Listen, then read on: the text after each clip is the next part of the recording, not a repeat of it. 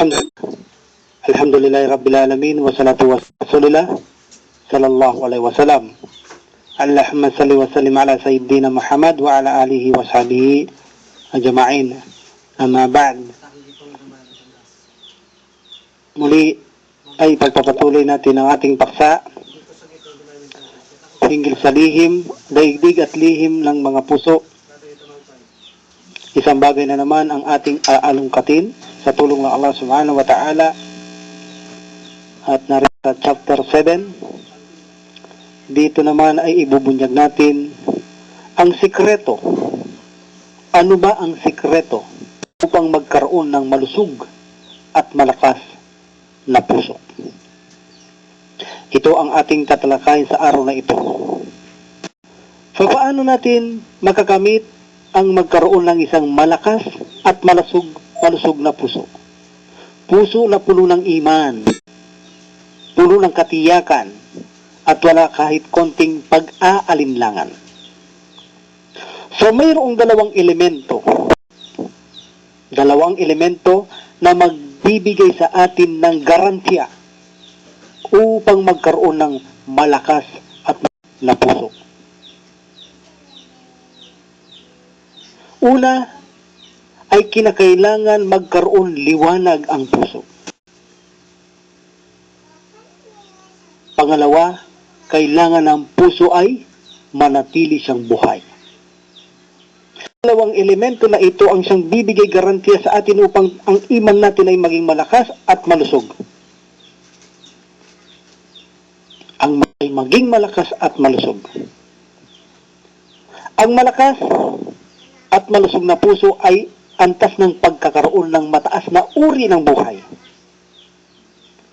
At ang liwanag ng puso ay ang kaalaman. Kaalaman ang siyang ng puso. Kinakailangan siya ay magkaroon ng kaalaman sa pamamagitan ng Quran at Sunnah ng Prophet sallallahu alaihi wasallam. Ang ating kailangan. Kaalaman sa kahulugan ng buhay. Kung ano ang kahulugan ng buhay. Kahulugan ng mundo. Tungkol sa tunay na manlilikha at kanyang katangian at sa kabilang buhay at iba pa. Kaalaman. Upang ang ating puso ay magkaroon ng liwanag. Kung walang kaalaman, ang puso ay mananatiling ang liwanag at madilim. Kailangan ang puso ay magkaroon ng kaalaman sa lahat ng bagay. At walang lahat ng mga ito sa Quran at Sunnah ng Prophet sallallahu alaihi wasallam. Ang puso ay maliwanag, kapag ang puso ay maliwanag o ang puso ay magliliwanag sapagkat ang kaalaman ay ilaw ng puso. So kapag mayroon tayong kaalaman, ito ay magbibigay ilaw sa ating puso upang magliwanag. Upang makita ang lahat ng katotohanan mula sa Quran at Sunnah ng Prophet sallallahu alaihi wasallam at katotohanan nagaganap sa mundong ito. Upang turuan ka kung saan ang tamang daan tulad ng sasakyan sa kadiliman ng gabi. Ang ilaw na nito ang nagsisilay upang makarating ka sa paroroonan. Hindi ka naliligaw, hindi ka naliliis.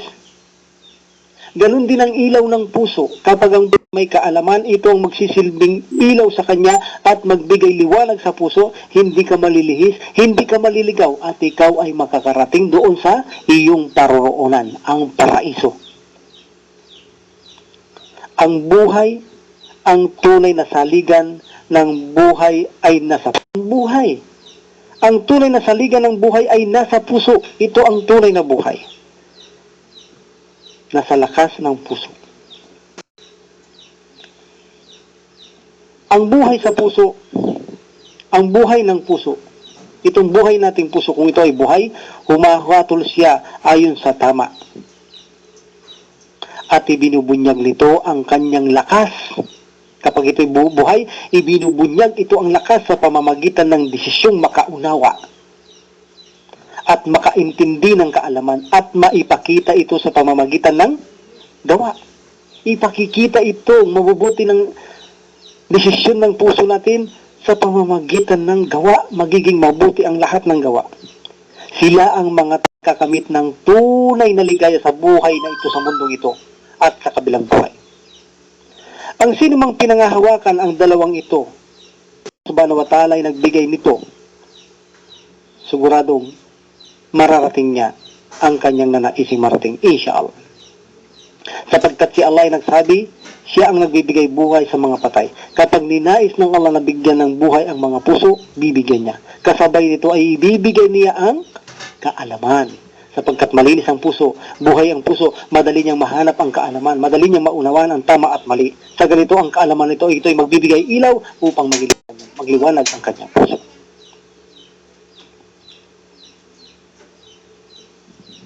Hindi katulad ng mga taong pag-alagala ng mga sila ay naglalakad sa kawalang pupuntahan. Dahil hindi sila naghanap ng kaalaman, hindi sila nagkakaroon ng ilaw upang magliwanag ang puso. Ang mga puso ay namamatay dahil sa paggawa ng kasamaan. Lumalakad tila baga sila sa dilim na landas.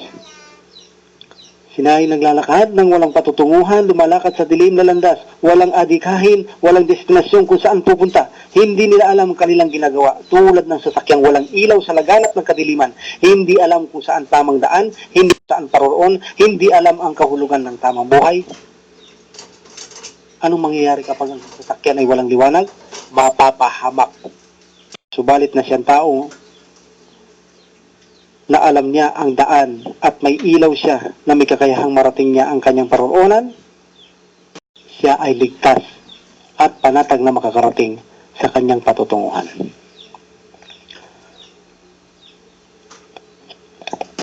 Tulad ng puso,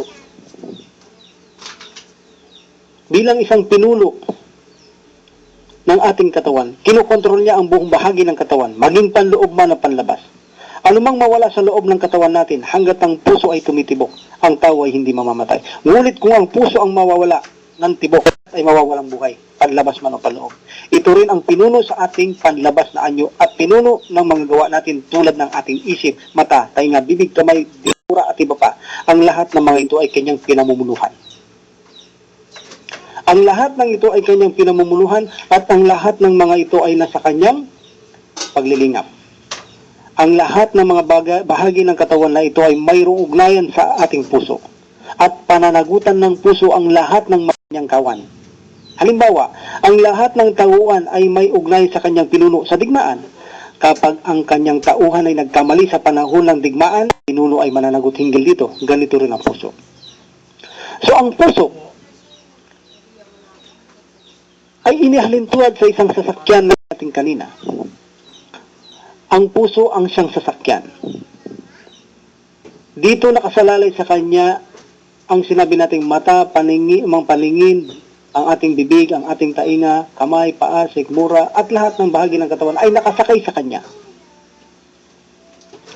Kapag ang sasakyang ito, tulad ng puso ito, ay hindi nagkaroon ng liwanag, ay maaaring mapahamak ito.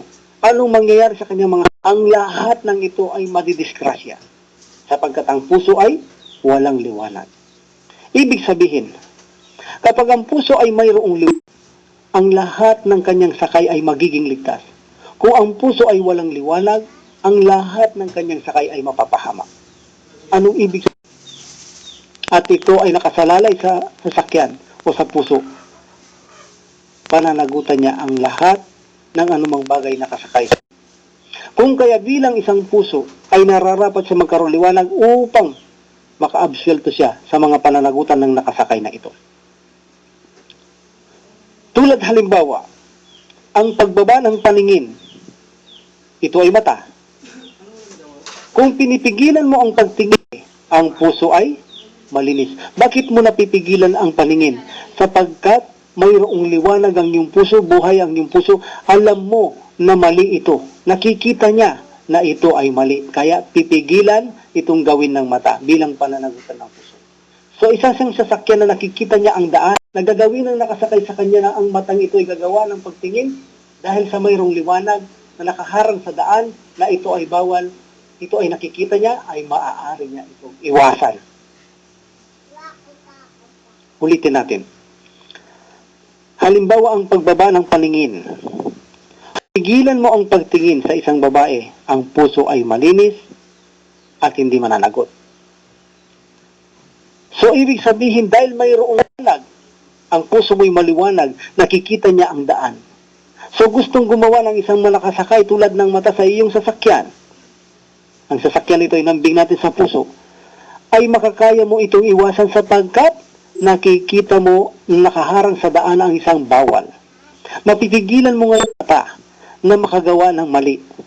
So, dahil mayroong kaliwanag, ngulit kung walang liwanag ang pusong ito, hindi niya maihahadlangang gumawa ang kanyang nakasakay na isang mata sa kanyang sasakyan ito. Sa sasakyan ito, hindi niya mahahadlangang gumawa ang mata sapagkat hindi niya nakikita ang mali at tama, walang madilim ang daan. Ito ang kahalaga kung bakit kinakailangan magkaroon tayo ng buhay na puso. Kapag ang puso'y buhay, ay madaling makahanap ng kaalaman at ang kaalamang ito ang siyang ilaw upang bigyang liwanag ang ating puso. So, anong dahilan? Anong dapat natin gawin upang tayo ay magkaroon ng malusog at malakas na puso? Dalawang elemento lang ang ating dapat gawin. Liwanag ng puso. Ang una ay buhatin ang ating mga puso sa pamamagitan ng malinis na puso. Pagtatawba at pagkatapos upang magkaroon ng liwanag, kargahan natin ito ng kaalaman na siya namang magbibigay ilaw upang paliwanagin ang ating puso. Maraming kasalanan ang ginagawa ng ating mata, ng ating paa, ng ating kamay, ng ating pandinig, ng ating bibig, ng ating sikmura. Kapag mayroong tayong ilaw o liwanag, ang lahat ng gagawin nito at natin ang mali at maiiwasan natin ito kapag mali. Sapagkat nakikita natin ang mali at tama dahil may liwanag ang ating sasakyan, maiiwasan natin lahat aring ikapaamak ng sasakyan nito upang mawasak ang buong sasakyan na ito kapag wala siyang nakikita. Ngunit kung may nakikita ka, maiiwasan ang lahat ng dadaanan na makapahamak sa ating sasakyan at sa ganito makakarating tayo ng ligtas at mapayapa sa ating pupuntahan. So ano ang kailangan upang magkaroon ng malusog at malakas na puso? Liwanag ng puso, buhay na puso. Pag tayo ay puso natin ay binuhay natin sa tulong ng Allah Subhanahu wa Ta'ala sa pamamagitan ng tawba, maghanap tayo ng kaalaman sapagkat ang puso ay buhay na buhay sa pagtanggap at pag-unawa sa mali at tama. Sa ganito, ang kaalamang ito ang siyang magkakarga bilang ilaw upang ang liwanag ay lumabas sa ating puso tulad ng sasakyan upang tayo ay makapaglakbay ng dire-diretso sa papunta kung saan tayo patutungo. Kung ang paglalakbay natin ay patungo sa landas ng Allah, dire-diretso lang tayo hanggang makarating tayo sa Allah Subhanahu wa Ta'ala ng payapa at ligtas at may katahimikan, paglalakbay ng walang takot at pangamba. Ito ang sekreto upang ng malakas, malusog na puso. Kailangan buhay natin ating puso. Kasabay na kailangan magganap ng kaalaman upang magkaroon ng liwanag ang puso tungo sa gabay na matuwid na landas. Isa na namang lihim ang ating naibunyag ng puso. Ang sekreto na magkaroon ng malusog at malakas na puso. Ito ang isang daigdig at lihim ng puso na ating pinaksa sa araw na ito bilang chapter 7. Alhamdulillah Rabbil Alamin wa salatu wa salam ala Rasulullah. Subhanaka Allahumma wa bihamdik asyhadu la ilaha illa anta astaghfiruka wa atubu ilaik. Assalamualaikum warahmatullahi taala wabarakatuh.